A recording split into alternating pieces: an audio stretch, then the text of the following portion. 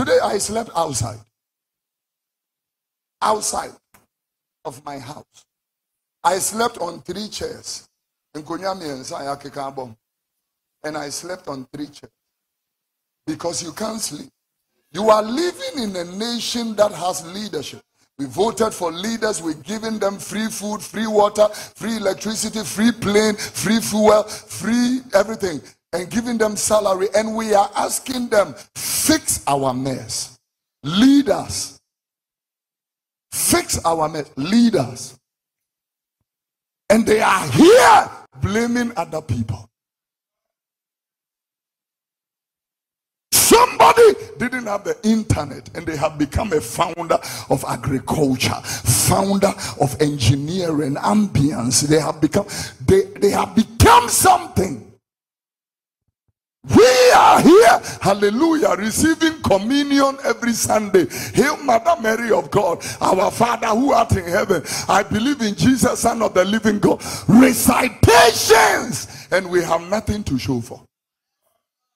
Ghana, you are crippled.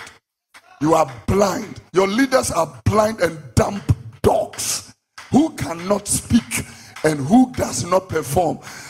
You are 67 years and you are struggling with common electricity. Electricity is common. It's a common amenity. What is happening is not lack of supply. It's money issue. And when it's money issue, it's mismanagement. Now this electricity thing is revealing how flawed our leadership is. Flawed leadership. I don't care about your parties. I don't care about who is in power. I went to one of the embassies recently and my heart broke. One day I saw over 600 people one day applying for visa in one day. Can you imagine 600 people times 30 days? Tell me the number of people that are looking for an opportunity to leave Africa. Why? What? And you feel like Christianity is tell them Jesus is coming and let's close and go home. That's it. When you need vote, you come to church. I should tell church people, hallelujah, Jesus will help you this week. Go home and sleep. And that is church? What kind of nonsense is this? I don't understand. What kind of leadership is this? Africa at the moment is bleeding, and it's not only Ghana. Go to Nigeria and see flawed, weak leadership. Go to, Uganda and see how weak and vulnerable and frail. No leadership. No leadership. So me, when you talk about old people and people who are in leadership, and I don't want to hear it. I don't want to hear it. Because we are living in a place where, hope must be restored. Hope must be restored. We are praying for you. We are trusting God with you. We are not talking ill about our country. We are speaking positively that things will be better. And you people are there, enjoying with your families and, having it. Because when the lights went off and we are in the heat, your generator starts automatically and we are paying for it. What kind of nonsense is this? What kind of nonsense is this? What kind of nonsense is this? Let's say that I am a pastor of a denomination and I spoke against this. I will be transferred the next week. This is what I've been saying for a very long time now, that Africa has a leadership crisis. Our leaders in Africa, most of them, really do not care about us. Really do not care about us. All they do is care about themselves. That is just it. And I'm happy that men of God are now also saying it. Because I can remember when I was still very, very young in my childhood days. And when we would go to church, like I said before, I am from a Catholic background. And when we go to church, our priest would tell us that respect the leaders. Honor the leaders because they are enthroned by God. that the leaders we have are enthroned by God. So we have to respect them. If a priest tells you that,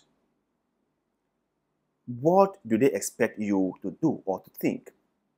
Because remember, most Christians believe in their men of God. They respect them. They revere them. And if the men of God say to their Christian, respect your leaders because they are enthroned by God, like my priest told us, what do they expect us to do? We cannot question our leaders anymore. We cannot question their decisions. We cannot do them anything. We cannot even protest against them because they are enthroned by God. And if God knows everything, then God has a purpose for putting them there. So what can we mortals do? Everything should be left for God to take charge. They will tell us. And then we will sit there and then we will watch our leaders run our countries into the drain. That is why you go to Africa, there is no constant electricity. There is no good drinking water. The youths cannot have quality jobs. What am I calling quality jobs? No jobs. That's why Africans are all running helter-skelter. Most of them just want to go abroad. We are having a brain drain in Africa. And why? Because we have leaders in place who are not doing anything, who are not taking their responsibility seriously. Let me ask you, if you have let's say you have a housemate who is supposed to mop the floor, wash the dishes, and that housemate is not doing his or her job well, would you maintain that house help? Would you maintain that house help? I'm guessing you will fire them immediately. So how come we have leaders in Africa who are not doing anything, and yet still we vote them in, day out? How come? How come we have leaders in Africa who are not really fighting for our own, fighting on our behalf? But yet still we have them there occupying their position. And why most of us go hungry and then starve almost to a point of death? The leaders live luxuriously, right? The politicians live luxuriously. They have everything they want. Like the man of God mentioned, while we sleep in dark, while we sleep under the hot weather,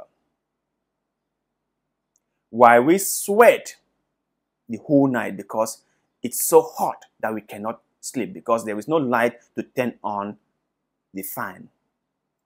Our leaders turn on the gen set that we pay for and use the fuel that we pay for, right, to turn on the air conditioning that we paid for. If this doesn't make you laugh out of frustration like I am doing here, then I'm sure there is something wrong with you. If that doesn't make you laugh out of frustration, then I'm sure there's something wrong with you. So I'm happy that men of God are now also facing the same problem. I'm not seeing it. Maybe they will change their doctrine. Maybe they will tell us that if our politicians is not doing what they are supposed to do, this is how we can go about kicking them out. Maybe that would work.